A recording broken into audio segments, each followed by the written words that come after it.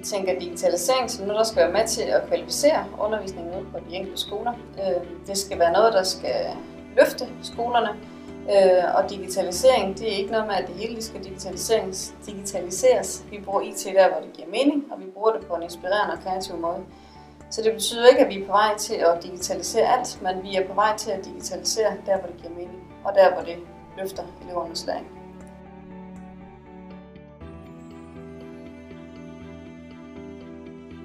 Det gjorde vi egentlig kort fortalt, fordi det var det, brugerne de gerne ville have.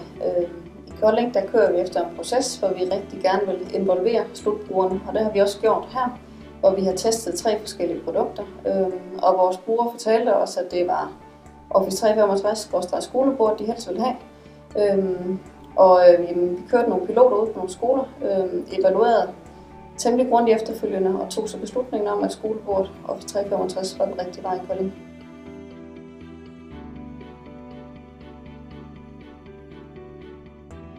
Jamen, det hjælper jo ved, at det er et stillads til at lave de forskellige arbejdsprocesser i. Det er her, hvor man er i et sikkert miljø, man er i et rimelig velkendt miljø, som støtter op omkring, at det er her, hvor læreren distribuerer en opgave til eleverne. Eleverne løser dem enten alene eller sammen. De afleverer dem, de får feedback fra læreren, så hele arbejdsprocessen bliver egentlig løst i et stilladseret miljø, som skolebordet netop er.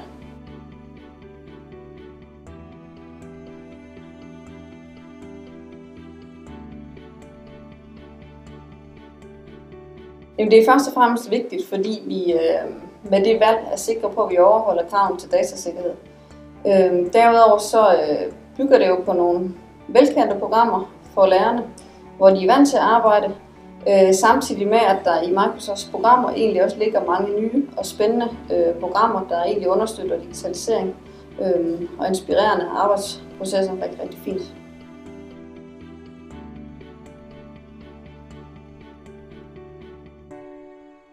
Det fungerer jo på den måde, at skolebordet Office 365 er et dokumentværksted, som fodrer vores læringsplatform, som er MeBook. Så på den måde så ser jeg det egentlig som et rigtig fint samspil, hvor den ene jo forudsætter den anden. Fordi for at vi kan arbejde i MeBook, skal vi jo have dokumenterne et eller andet sted fra, og dem henter vi så i skolebordet Office 365.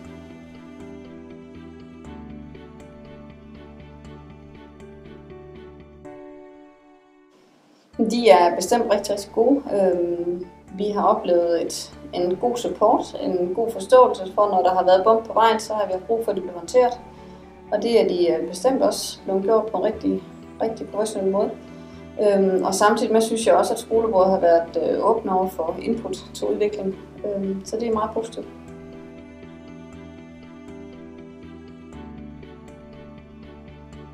Jamen, det har vi ved, at vi som en del af forvaltningen på Pædagogisk Center egentlig er tovholder på at få implementeret skolebordet.